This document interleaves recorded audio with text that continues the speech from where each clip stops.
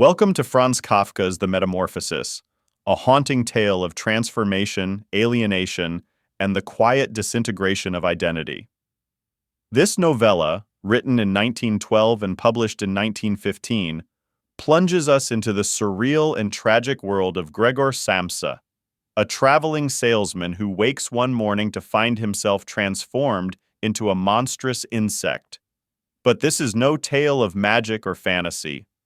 Kafka uses Gregor's grotesque metamorphosis as a mirror to society's expectations, familial duty, and the fragility of self-worth. Through Gregor's eyes and his slow, painful detachment from the world, Kafka confronts us with hard questions. What makes us human? What happens when we can no longer fulfill our roles? And can love endure without understanding? In this abridged summary, we dive deep into the emotional heart of Kafka's world, retold with modern clarity while honoring its original poignancy. Chapter 1: The Morning That Changed Everything. Gregor Samsa, an ordinary traveling salesman burdened with a monotonous life, wakes up one morning to find himself in a terrifying state, not in the metaphorical sense most of us feel when dreading a Monday morning, but literally transformed into a monstrous insect. His back is hard and shell-like, and when he raises his head slightly, he sees a brown, dome-shaped belly lined with rigid arches. His thin, twitching legs, far too many of them, are utterly useless and flail in the air.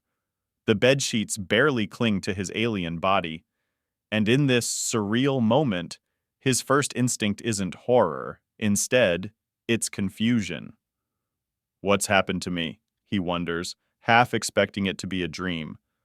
But no, the room is just as he left it, the small four walls of his cramped space, his work samples spread out on the table, and a recent magazine clipping of a woman in fur, framed and hung like a trophy on the wall. Everything appears normal, except him. Outside, the rain taps softly against the window pane. Gregor, disturbed but not panicked, considers going back to sleep. But lying on his right side, his usual sleeping position, is impossible now. No matter how many times he twists and turns, his bloated shell keeps rolling him back like a toy that won't cooperate. As he writhes, he muses bitterly about his job. The constant travel, the pressure to meet train schedules, the bad food, the shallow connections, he loathes it all. He's overworked and underappreciated, yet too trapped in responsibility to quit. He dreams of one day paying off his parents' debt to his employer and breaking free. But for now, he has a 5 o'clock train to catch. Panicked, Gregor glances at the alarm clock. It's nearly 7. He's overslept. His anxiety spikes. Missing the early train would certainly alert his office, especially the insufferable office assistant who reports everything. If he doesn't show up, people will assume the worst. Could he call in sick? Unlikely. Gregor's never missed a day in 5 years. The company doesn't tolerate weakness. If anything, they'll send someone to check on him. Probably the chief clerk himself. His mother gently calls from outside his locked door, checking in. Gregor tries to respond, but his voice has changed. It squeaks and squeals, distorted and painful. He reassures her, but it only brings more attention. His father soon pounds on the door, his sister begs to come in, and everyone becomes alarmed. Gregor, for all his panic, still clings to his habit of locking his doors, something that now isolates him completely. He tries to roll out of bed, but his new body is unwieldy. His legs move in chaotic directions, completely disobedient. When he tries to use them to scratch an itch, the sensation is so revolting it sends a chill down his body. Finally, after several failed attempts, he rolls himself off the bed, falling with a thump softened only by the carpet. He smacks his head, but at least he's out. Just then there's a knock at the front door. The dreaded thing has happened. The chief clerk has come. Gregor freezes, still invisible to the others. He hears muffled voices, his mother apologizing, his father stumbling through excuses, the clerk growing increasingly impatient. Gregor's anxiety spirals.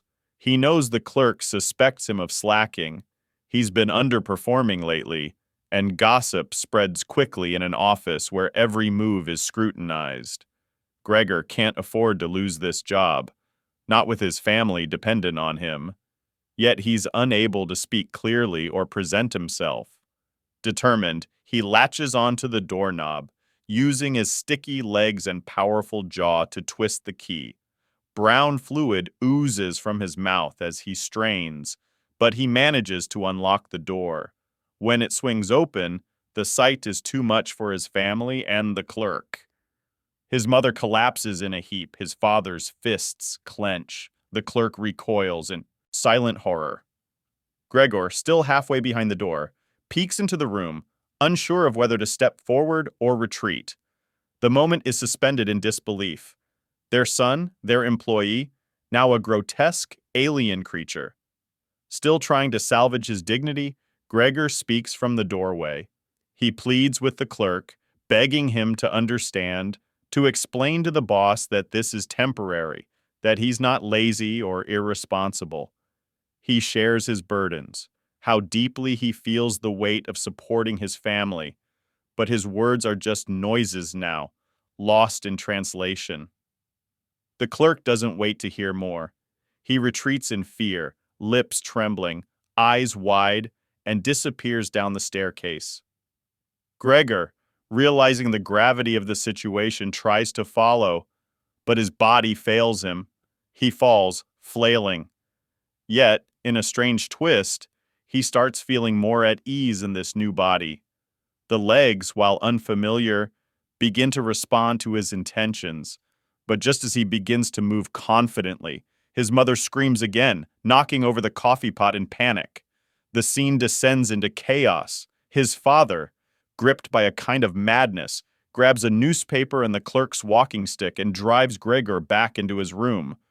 Gregor tries to communicate, tries to turn back, but it's no use. The hissing, the stomping, it's too much. He tries to squeeze through the door, but his bloated body gets stuck.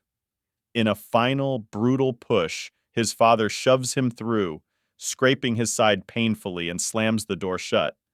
And just like that, silence. Gregor lies bleeding on the floor, sealed inside his room, his new reality cemented. Chapter 2. A Family Rearranged. Gregor awakens at dusk, sore, weak, and with a festering wound on his side from his father's attack. The room is dim, silent, and unfamiliar in its emptiness. Yet something stirs, something warm.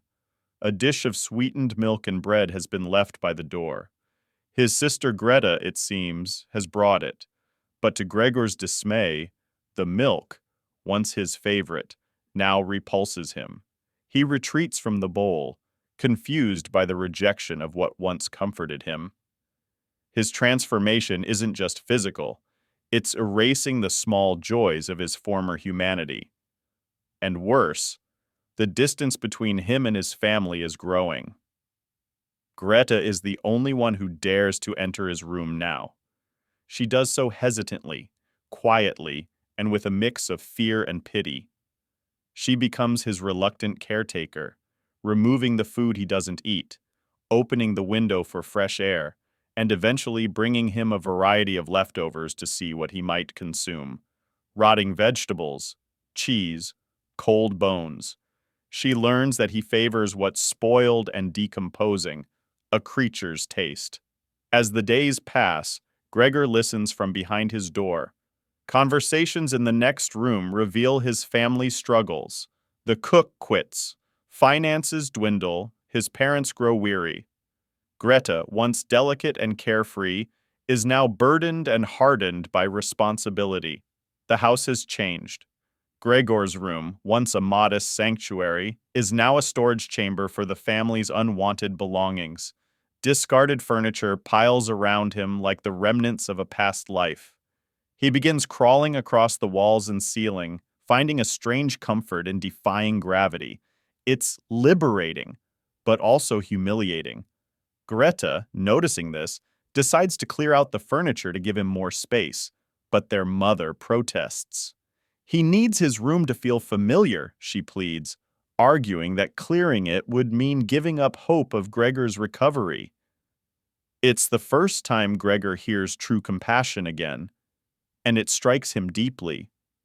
In a moment of desperation to hold on to the last vestiges of his human identity, Gregor throws himself against a framed magazine cutout of a woman in fur that hangs on the wall. It's meaningless to anyone else, but to Gregor, it's a memory of simpler days. He clings to it with his insect limbs as if protecting his soul. But his mother sees him, truly sees him for the first time since the transformation. She screams and collapses. Greta returns and sees both her mother's condition and Gregor's grotesque display. The horror is too much. A bottle of medicine falls and cuts Gregor. Greta flees with her mother, leaving Gregor wounded and alone once again, and then his father returns home.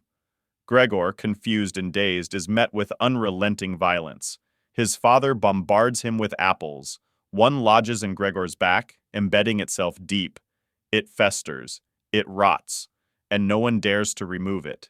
It is both wound and symbol of pain, rejection, and decay.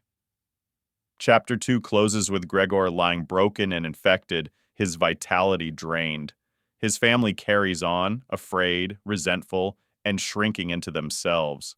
And Gregor, once the provider, the protector, now becomes the grotesque shadow they wish they could forget.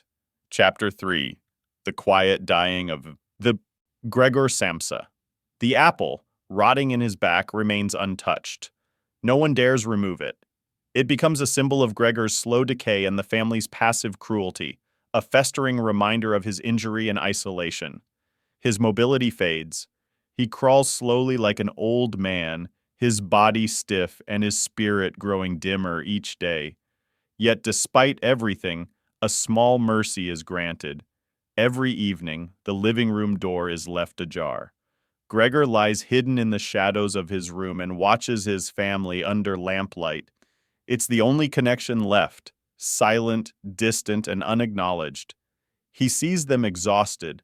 His father dozes in uniform, unwilling to take it off even at home, as though constantly bracing for orders. His mother sews lingerie for a boutique. Greta, his sister, studies shorthand and French by candlelight, chasing the hope of a better job.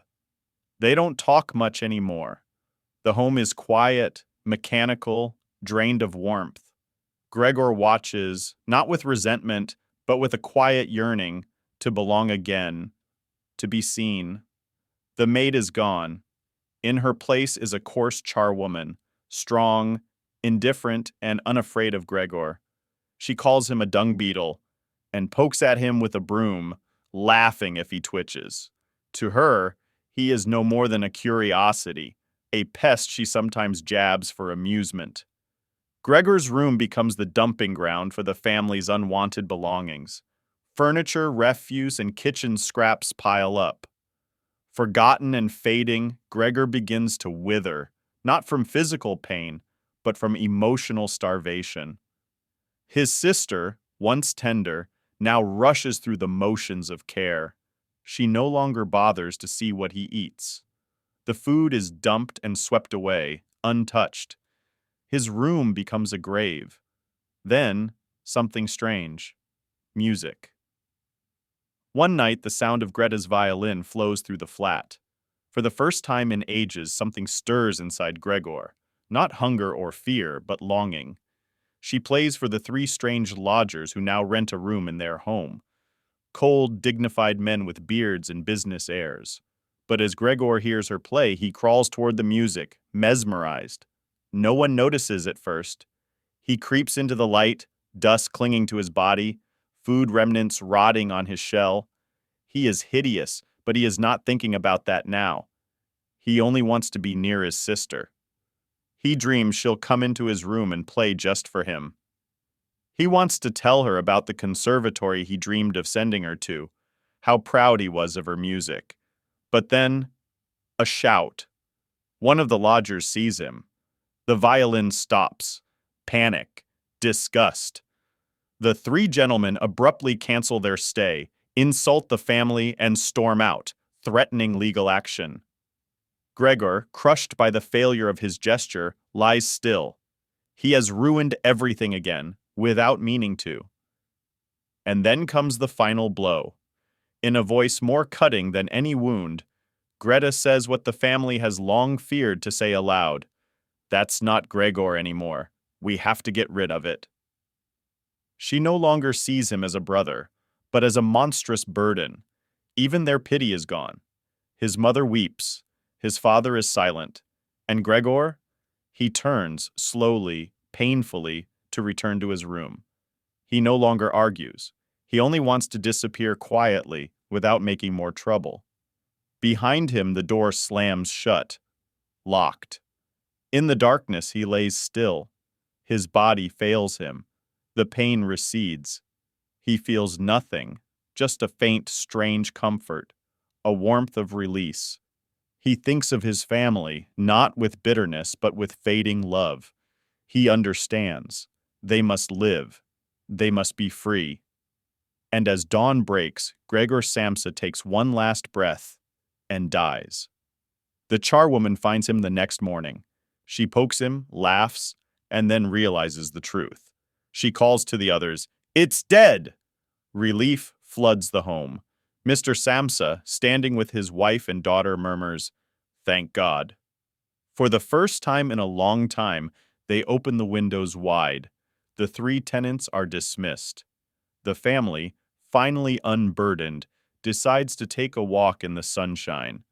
They talk of moving to a new, smaller apartment, of better jobs, of the future. And as the tram rolls forward, Mr. and Mrs. Samsa look at Greta and realize she has grown into a beautiful young woman. A new life awaits her. Gregor's death is not met with mourning, but with rebirth. The family steps into the light. The creature in the dark is gone, but his quiet, unspoken love lingers. Epilogue. Gregor Samsa's metamorphosis was never truly physical. It was emotional, existential, and devastatingly human. In his transformation, we see the unraveling of identity in a world where worth is tied to utility. He gave everything for his family, only to be discarded when he could no longer provide. Yet in his final moments, Gregor does not rage. He forgives. He lets go. Kafka offers no neat moral, only a mirror, reflecting society's discomfort with weakness, its intolerance of otherness, and its hunger to move on. But amidst the decay, there's a sliver of rebirth. The Samsa family steps back into the light. Life will continue. And somewhere in the shadows of memory, Gregor lingers, not as a monster, but as a soul who quietly loved until the end.